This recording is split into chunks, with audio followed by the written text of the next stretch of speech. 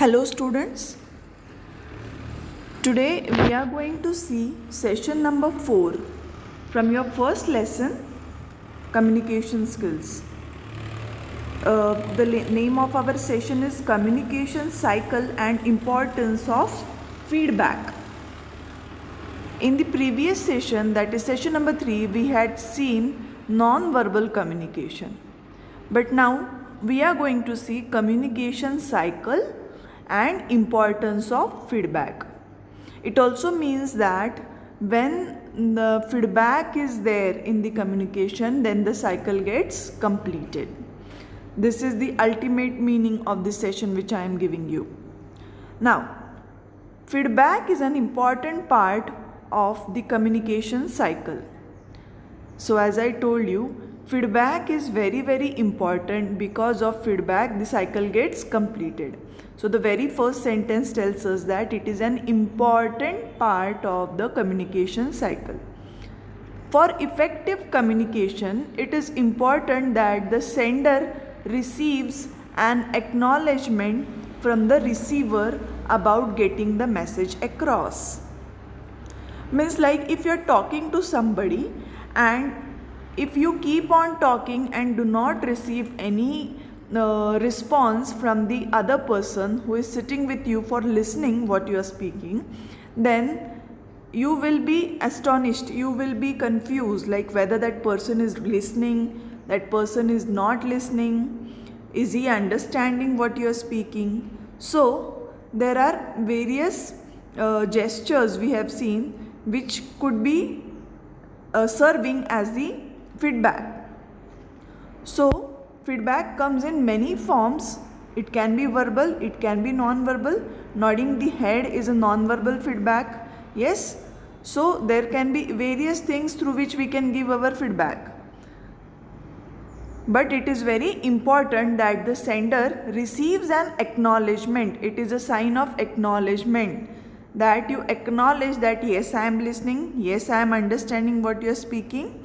Yes, so we have to continuously give acknowledgement when we are communicating with somebody. Then and then only the sender of the message, that is the one who is speaking with you, will understand that you are into the conversation. While a sender sends information, the receiver provides feedback on the received message. So when a sender sends some information, it can be an information or it can be a general talk. The receiver provides feedback on the received message. So we continuously give acknowledgement that we are understanding, we are listening.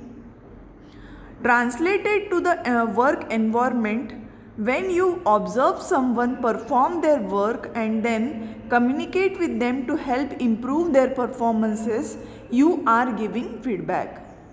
So in the work environment means you are working for something. You can be working on your project, you can be doing your job, you can be doing any sort of work.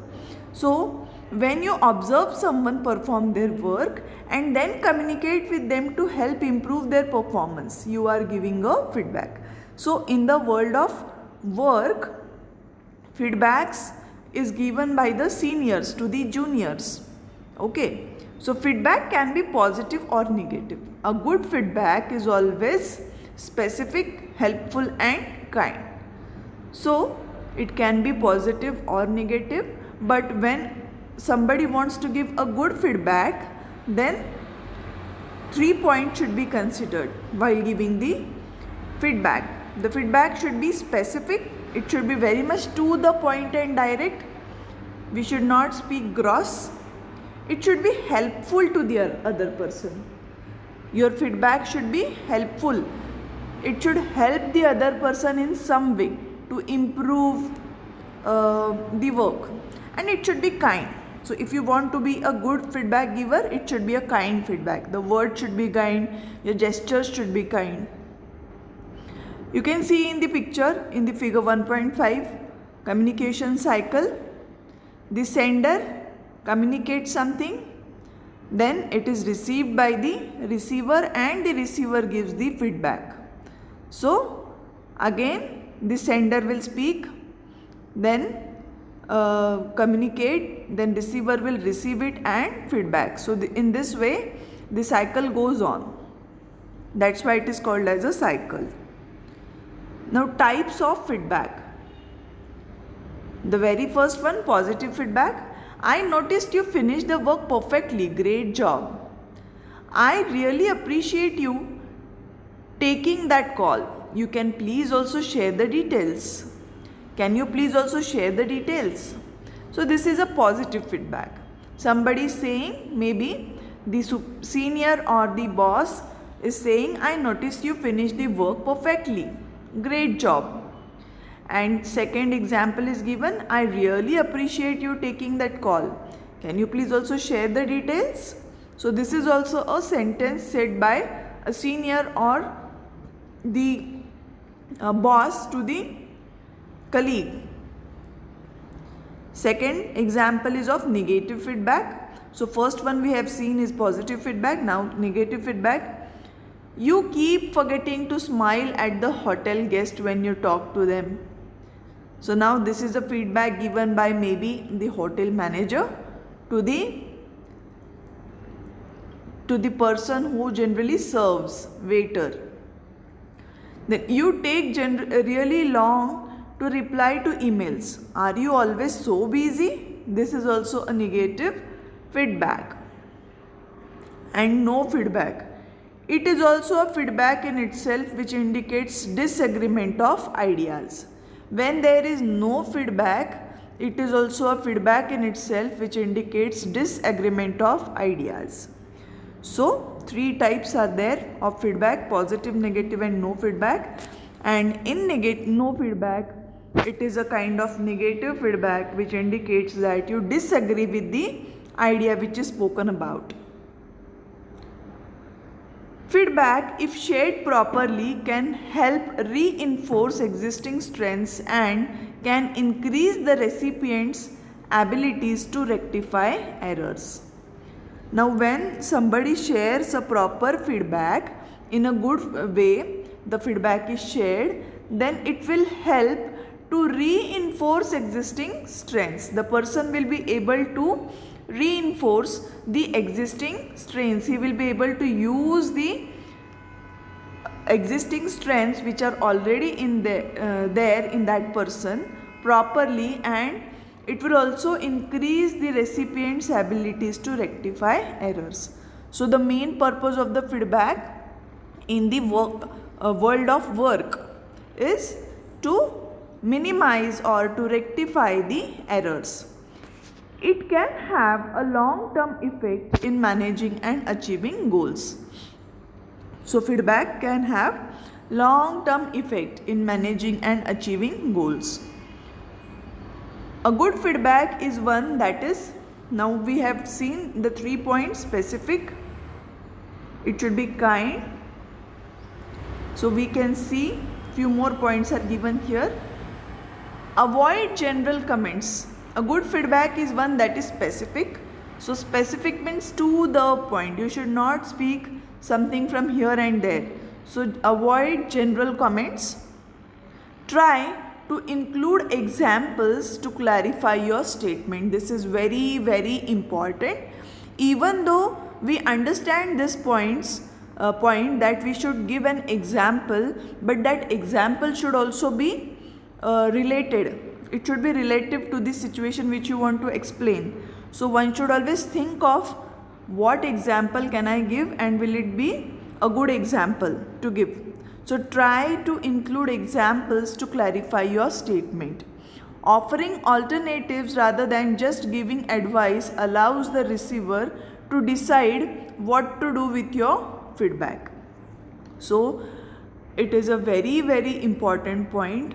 All of you keep in mind that a feedback, when we give alternative, instead of saying don't do this or this is not a good way to do something, the person who is giving feedback should give an alternative that it can be done like this to be better.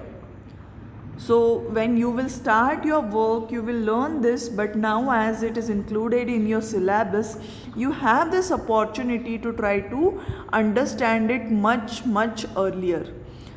I am very sure that when we grow and we start our work anywhere, as a business or as a servant somewhere, definitely we will get feedbacks. Even if we try to do our 100%, you will get feedback from your seniors, because our 100% is only up to us. It is our 100%. But when we work for somebody else, then their expectations differ. So we need to stretch ourselves and improve us more and more daily. And for that, feedback is a very good system. And I would like to tell you as your teacher that not each and every person will understand this, that the feedback should be positive. You may get harsh feedbacks also, but as a student of this subject, you should also learn that even though the feedback is not positive given by the other person, rather than taking it personally or rather than taking it in a wrong way, as a gesture of positive thinking, we should make it positive for ourselves. If somebody tells you that you are not good at maths, your maths is very poor, you are getting very less marks, what you can do is whatever the words are there chosen by the other person while speaking, but while thinking you should change the words into that, yes, I can improve and I will improve. I am going to improve my math skills. So this is the way we should think as a student also, and also when we will grow and we will start our work. So this is just a bit a word of experience from your teacher to you. So keep it in mind. So the good way is offering alternatives rather than just giving advice. So we should give some alternative way of doing that work if it is not up to the mark, and this allows the receiver to decide what to do with your feedback. Second thing, it should be timely. Being prompt is the key, since feedback loses its impact if delayed for too long. So now if somebody is doing some mistake now, and if you will give the feedback after a month, then it will be of no use to that person. So when it is given promptly at the time when the mistake is happening or the improvement is needed, then it is good. It is said as the timely feedback, and it will not lose its impact. But if it is given at the wrong time, then its impact is delayed and it will not be helpful to the other person. Third point is it should be polite. While it is important to share feedback, the recipient should not feel offended by the language of the feedback. This is also very important. In the work culture, we should always be polite, even to our seniors as well as juniors, because we all are human beings, and we know that when we speak in a good language, in a polite language to the other person, then that person will be comfortable while speaking to you. A person might forget your words, but a person will never ever forget how you made that person feel when you were speaking to that person. That feeling always remains in the mind and heart. So it is a very important point that the feedback should be polite. It may be your senior or it can be your junior, but while giving the feedback, it should be always polite. The recipient should not feel offended. To offend means to feel bad. The person should not become angry because of your language. Offering continuing support. Feedback sharing should be a continuous process. After offering feedback, let recipients know you are available for support.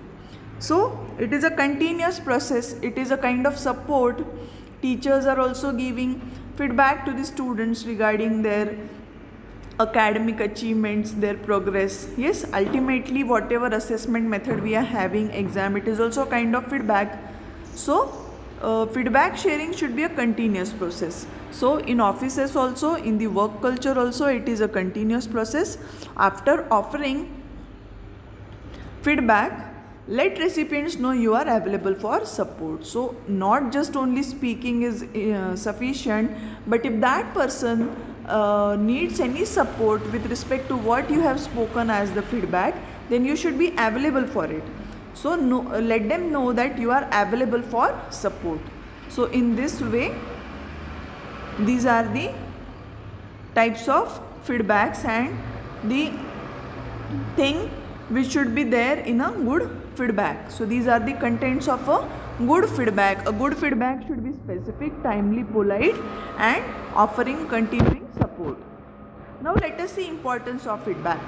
Feedback is the final component and one of the most important factors in the process of communication, since it is defined as the response given by the receiver to the sender. So as I told you, it is a sign, whenever there is a feedback, it is a sign that the communication cycle is getting completed. So it is a final, last component and one of the most important factors in the process of communication, since it is defined as the response given by the receiver to the sender. So it is generally the response given by the receiver to the sender in terms of communication. Earlier we had seen what is meant by feedback in terms of the work life. Let us look at certain reasons why feedback is important. Now there are few reasons to let us know that why feedbacks are important. It validates effective listening. So when you are giving feedback to the other person, it validates that you are listening properly, effectively. The person providing the feedback knows that they have been understood and that their feedback provides some value. So when you give feedback, then you are validating that I have listened properly and I have to say something about what you have said. So it also gives us the sign that they have understood and that their feedback provides some value. Second thing, it motivates. Feedback can motivate people to build better work relationships and continue the good work that is being appreciated. So it is also a kind of motivation. When we get positive feedback from our seniors, then it also motivates us. Just imagine you perform well at an exam and your teacher will call you, and specially she will say to you that yes, you have worked hard and see how good marks you have got. You have applied your knowledge very well in the exam and all the best and keep it up. So when we receive such kind of feedback from anyone who's senior than us, then we will feel really elevated. We will feel very nice, and it will also be good for the relationship of the two person, and it will help us to work in a good way continually. So when a person gets positive feedback, then that person gets a motivation to do a good work continuously. So appreciation is very, very important. It is always there. Every time you speak to a person, we communicate feedback. So it is impossible not to provide one. So this point is very, very important. Feedback is very, very crucial. So when you speak to a person, then also we are giving some feedback. So it is impossible not to provide one feedback. So being human beings, we always speak, and it is a kind of feedback. If we do not speak anything or we do not give any feedback, then it is not a healthy sign. Third is it boosts learning. Feedback is important to remain focused on goals, plan better, and develop improved products and services. Now this is in terms of say in the business world. We are, as a customer also, we are giving feedbacks to the companies. If we receive some product which is faulty, then we should always give our feedback to that company, and in that way it will help them to improve their products and services.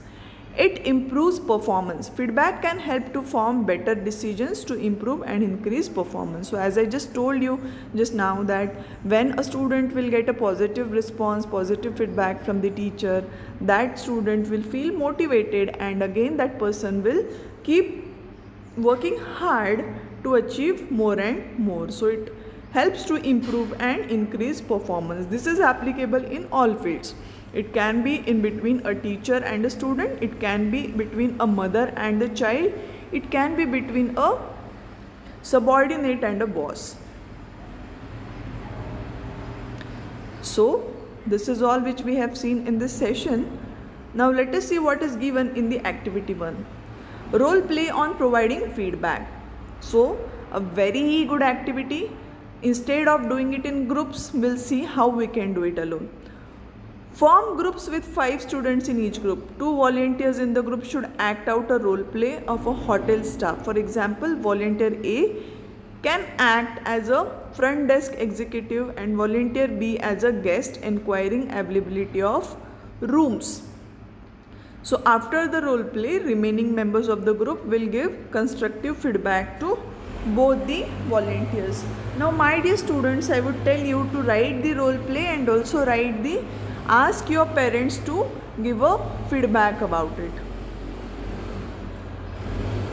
And constructive feedback. So form groups with 5 students in each group. Each member in the group would write down 3 sentences showing how feedback should not be given.